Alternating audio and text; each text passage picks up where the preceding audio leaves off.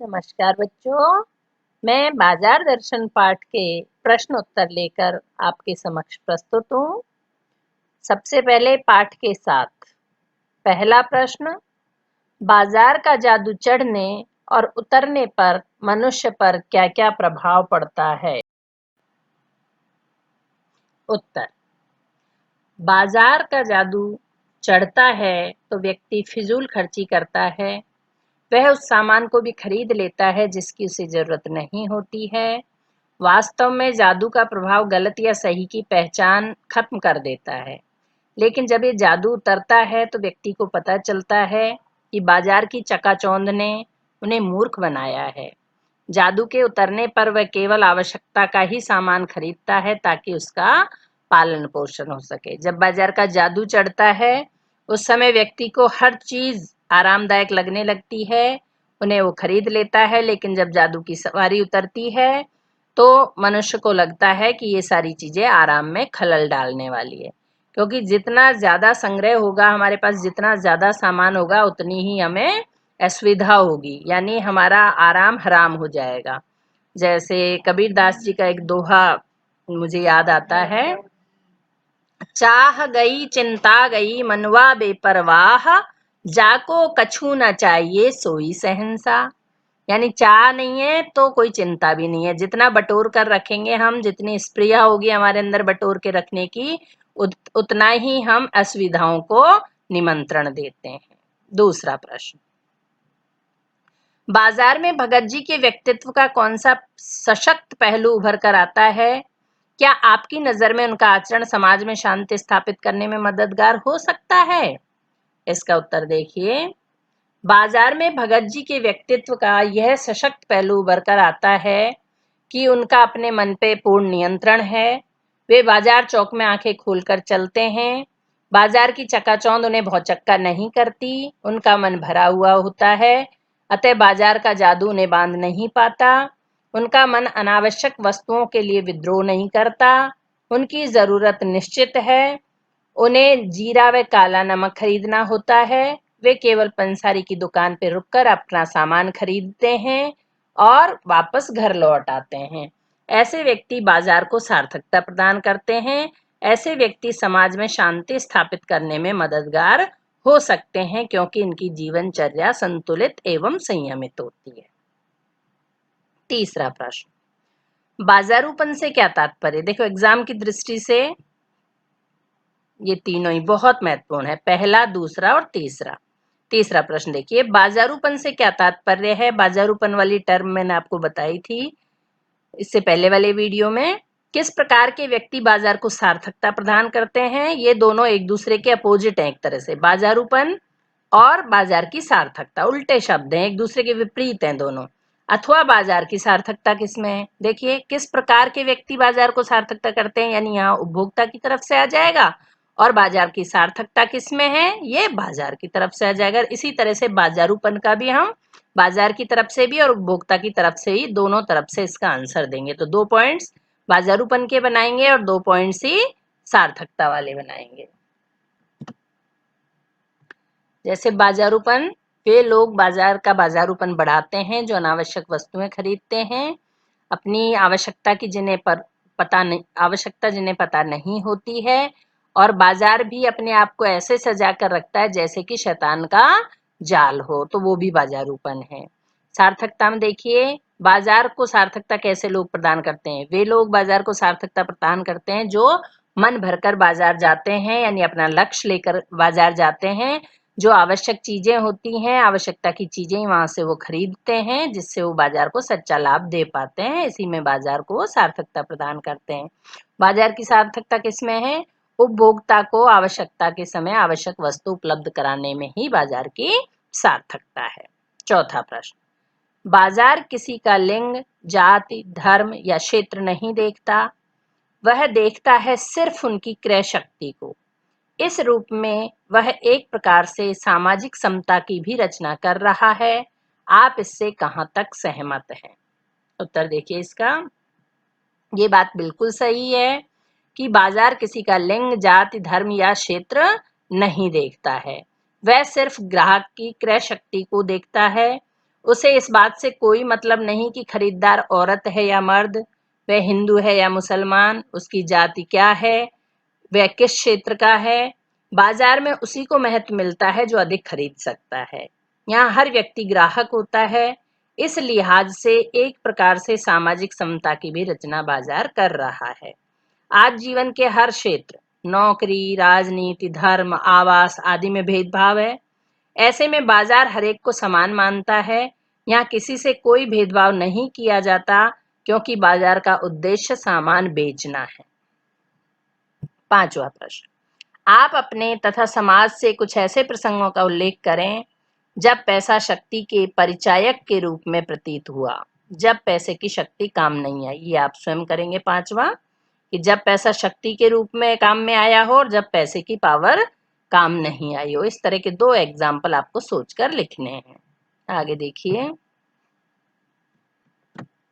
पाठ के आसपास। पहला प्रश्न, बाजार दर्शन पाठ में बाजार जाने या ना जाने के संदर्भ में मन की कई स्थितियों का जिक्र आया है। आप इन स्थितियों से जुड़े अपने अनुभवों का वर्णन कीजिए। जब आपका मन खाली हो तब आपने क्या एक्सपीरियंस किया, क्या अनुभव किया बाजार में। मन खाली नहीं हो यानी मन भर कर गए हो तब क्या अनुभव रहा। मन बंद हो, ऐसी भी कभी स्थिति आई आपके साथ कि आपको बलात् अपने मन को नियंत्रण में करना पड़ा हो, या मन में नकार हो, जबरदस्ती मन को हठ पूर्वक हम वहां से विमुख कर रहे हो। इस तरह के अनुभव आपको अपने लिखने और पाठ के आसपास का पहला प्रश्न करना है। सिर्फ पाठ के आसपास का 5वां प्रश्न भी देखिए, ये भी इंपॉर्टेंट है। स्त्री माया न जोड़े, यहाँ माया शब्द किस ओर संकेत कर रहा है। स्त्रियों द्वारा माया जोड़ना प्रकृति प्रदत्त नहीं बल्कि परिस्थितिवश है। वे कौन सी परिस्थितियां हैं जो स्त्री को माया जोड़ने के लिए विवश कर देती हैं। इसको अपने घर में अपने बड़ों से, अपनी मम्मी से, अपनी दादी से सलाह करके, विमर्श करके और तब लिखिएगा। ओके, आगे चलिए। आपसदारी में देखिए, यानी कोरिलेशन, यानी दूसरे कवियों से या उनके विषय से इसकी समभाव देख लीजिए। जरूरत पर जीरा वहां से ले लिया कि फिर सारा चौक उनके लिए आसानी से नहीं के बराबर हो जाता है। भगत जी की संतुष्ट निष्प्रियता की कबीर की सूक्ति से तुलना कीजिए। चाह गई चिंता गई मनवावे परवाह, जाके कछु न चाहिए सोई सहनसा। ये सिर्फ पढ़ने के लिए, आपको कॉपी में नहीं हल करने हैं। विजयदान देथा की कहानी दुविधा, जिस पर पहली फिल्म बनी है, के अंश को पढ़कर आप देखेंगे या देखेंगी कि भगत जी की संतुष्ट जीवन दृष्टि की तरह ही गडरिये की जीवन दृष्टि है। इससे आपके भीतर क्या भाव जगते हैं, ये गडरिये की स्थिति का इसमें वर्णन है। गडरिया बगैर कहे ही उसके दिल की बात समझ गया, पर अंगूठी कबूल नहीं की। काली दाढ़ी के बीच पीले दांतों की हंसी हंसते हुए बोला। इस फिल्म में गडरिया अमिताभ बच्चन बने हैं और आपने फिल्म देखी होगी तो आपको ये सीन याद होगा। मैं कोई राजा नहीं हूँ जो न्याय की कीमत वसूल करूं। मैंने तो अटका काम निकाल दिया और ये अंगूठी मेरे किस काम की।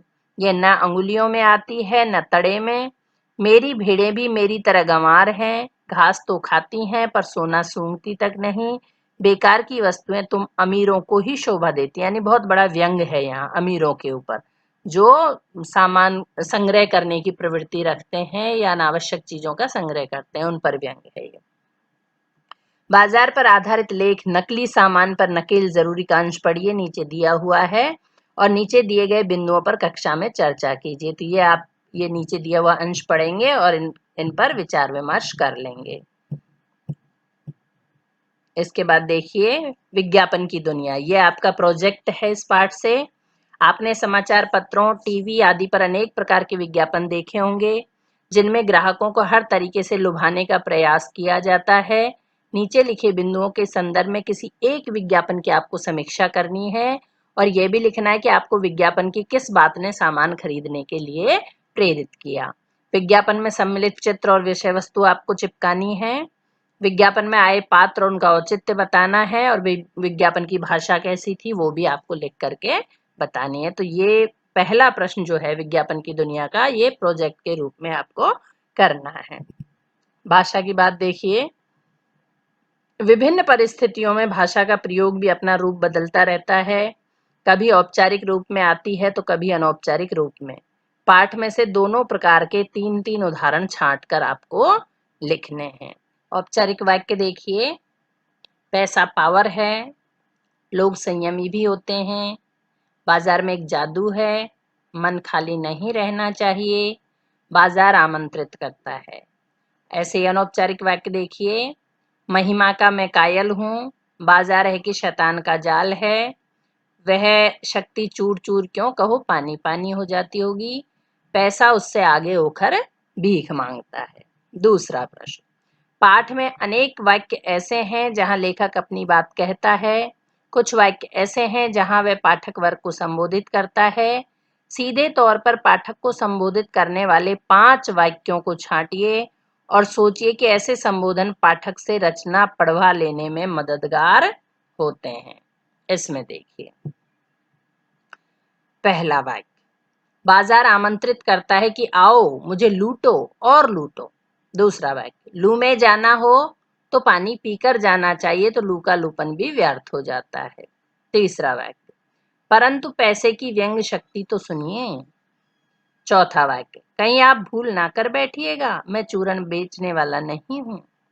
पांचवा वाक्य, पानी भीतर हो तो लू का लूपन व्यर्थ हो जाता है, जो मैंने पिछले में जोड़ दिया था, मतलब 4 वाक्य हो गए। ठीक है, तो आपको ऐसे 5 वाक्य लिखने हैं।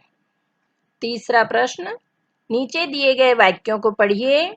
पैसा पावर है, ख, पैसे की उस परचेजिंग पावर के प्रयोग में ही पावर का रस है, ग, मित्र ने सामने मनी बैग फैला दिया, घ, पेशगी ऑर्डर कोई नहीं लेते।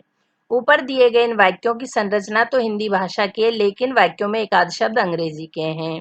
इस तरह के प्रयोग को कोड मिक्सिंग कहते हैं, जो हमने 11th में रजनी चैप्टर में पढ़ा था। कोड मिक्सिंग, ध्यान है।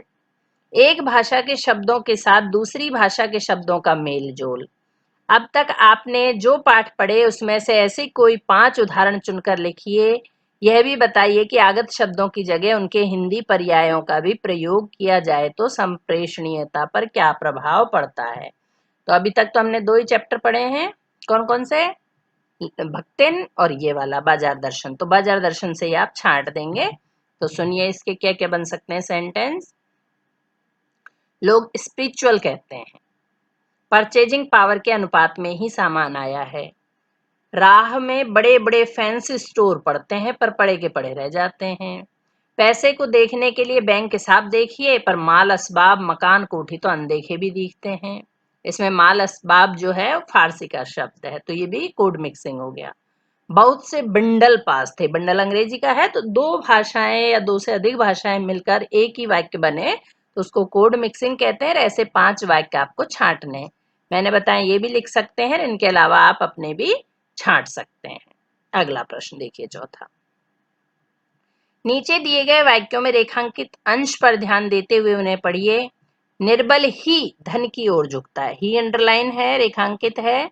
लोग संयमी भी होते हैं, सभी कुछ तो लेने को जी होता था, इससे क्या है, ही भी तो, ये निपात है, आपने पढ़े हो तो 10th में आपके था, ये सिलेबस में निपात पढ़े होंगे आपने 10th में।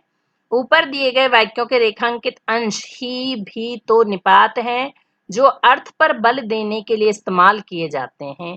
वाक्य में इनके होने ना होने और स्थान क्रम बदल देने से वाक्य के अर्थ पर भी प्रभाव पड़ता है। जैसे मुझे भी किताब चाहिए, इसमें मुझे महत्वपूर्ण है, मुझे भी का प्रयोग हुआ ना उससे पहले वाली चीज, मुझे किताब भी चाहिए, यहाँ किताब महत्वपूर्ण है या किताब पे बल पड़ रहा है।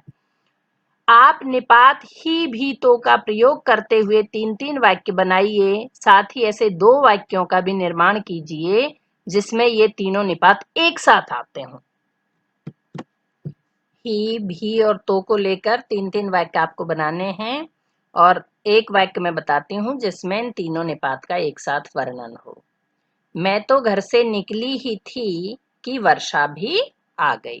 तो मैं तो का प्रयोग आ, मैं तो घर से निकली ही का आ गया, कि वर्षा भी आ गई, भी का प्रयोग हो गया। ठीक है, तो क्या सेंटेंस बना, मैं तो घर से निकली ही थी कि वर्षा भी आ गई। ओके,